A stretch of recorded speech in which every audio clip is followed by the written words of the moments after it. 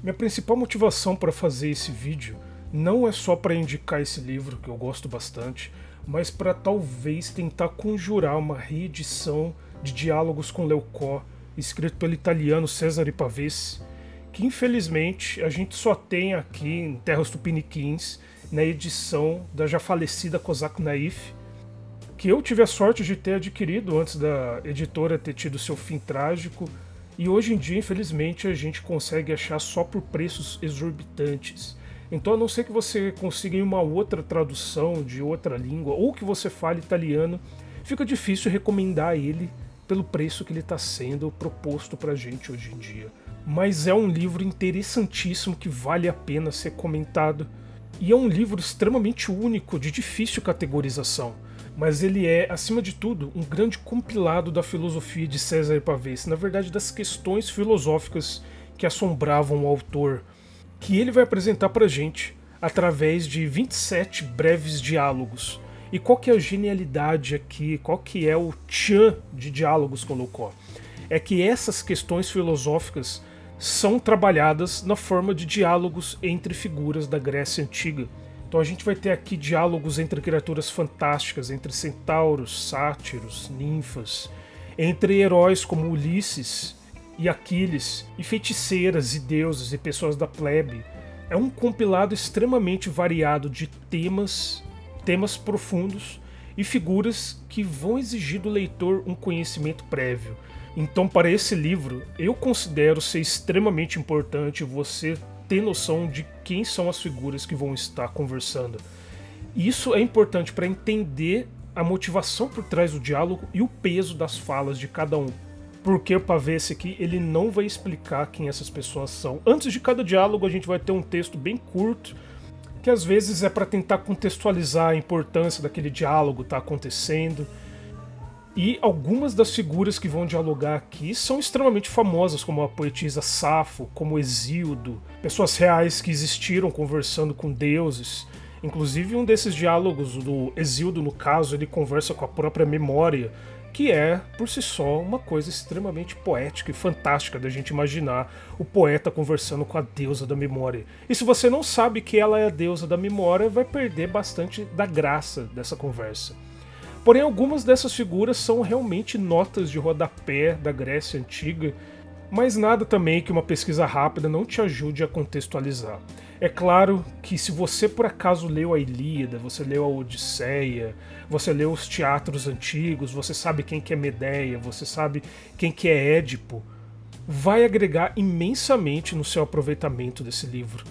É claro que o discurso das questões filosóficas em si são interessantes por si só, mas é claro, né, que ter os personagens por trás bem contextualizados vai elevar ainda mais a graça desse livro aqui.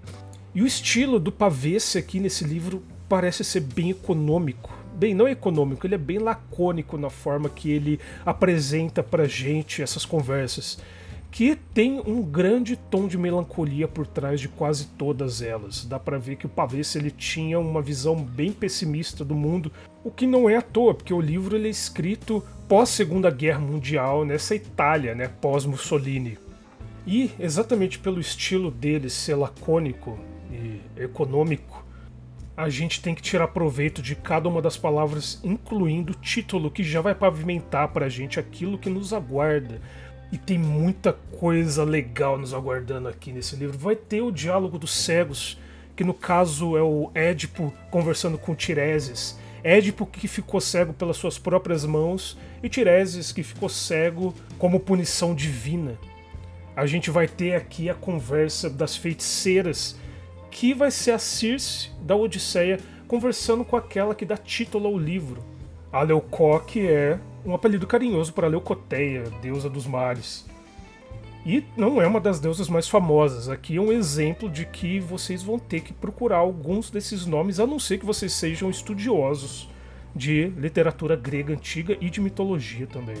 Então talvez isso seja um problema para alguns leitores, essa necessidade de uma bagagem prévia para conseguir achar muitos desses diálogos interessantes. Por exemplo, um desses diálogos, intitulado Os Dois, é uma conversa entre Aquiles e Patroclo nas vésperas da morte de Patroclo, que é um evento muito importante da Ilíada. Um possível segundo problema é que a obra, apesar dela ser extremamente ambiciosa, ela não é coerente por inteiro. Alguns dos diálogos são absolutamente geniais e outros não me causaram nenhum impacto. Na verdade, ficam até meio xoxo quando a gente compara eles com os pontos altos do livro. Então não é um livro que é totalmente nivelado em termos de qualidade. Mas ainda assim, é extremamente curioso a gente ver esses temas universais como o sofrimento, a mortalidade, a busca por sentido e o destino humano sendo discutido por essas figuras tão coloridas e tão únicas. Ainda mais sendo marcado pela erudição do Pavese, que mistura esse existencialismo europeu do pós-guerra e a angústia pessoal do autor. Em termos de escrita em si, os diálogos eles são claros, eles são diretos, feitos em uma linguagem que não vai ser uma barreira para o leitor, mas são cuidadosamente planejados para serem sugestivos, então muito das questões acontecem nas entrelinhas. E não dá para deixar de dizer que, por ser extremamente pessoal esse ponto de vista filosófico do Pavese, alguns dos preconceitos dele vão transparecer, ou talvez eu que não tenha captado qual era a intenção do autor. É um livro muito interessante de ser discutido, de ser conversado entre duas pessoas que leram ele e tiraram suas próprias conclusões daquilo que está sendo argumentado. Mas eu não quero dar a impressão que todos os diálogos são intransponíveis nessa questão filosófica, porque não são. E como eu disse, algumas dessas pessoas que estão conversando nem são figuras históricas, são pessoas comuns, caçadores, cidadãos. E dois dos meus diálogos favoritos realmente não tem nenhuma dessas figuras conversando, que é o lobisomem e os hóspedes, em que o primeiro vai falar sobre essa questão moral de dois caçadores que abateram o rei Licaon, que através da punição divina de Zeus foi transformado num lobo. E o segundo diálogo trata sobre essa questão de sacrifícios humanos para apaziguar os deuses. E essas discussões e questionamentos, eles estão muito próximos da realidade moderna, muito daquilo que a gente vê discutido por outros filósofos. A gente tem em diálogos com Leucon um exemplo prático daquilo que a gente vê muitas vezes só como teoria. Como no diálogo O Touro, em que a gente vê esse Teseu, o matador de monstros, transformado não fisicamente, mas psicologicamente, devido às suas conquistas, devido à violência que ele empregou, como isso mudou ele. E não que o próprio Teseu está em conflito, que ele está notando essa mudança que ele teve, mas sim essa pessoa dialogando com ele nota esse homem bruto, alterado pelos monstros que ele venceu. É um livro que, para ser sincero, não traz conclusões, não traz soluções. São questionamentos e observações por pessoas que não conseguiram superar essas questões morais, esses pesos e penas que são impostos muitas vezes por forças muito além do nosso alcance. Coisas que até hoje a gente ainda se degladia tentando vencer e tentando achar uma resposta simples para problemas complexos.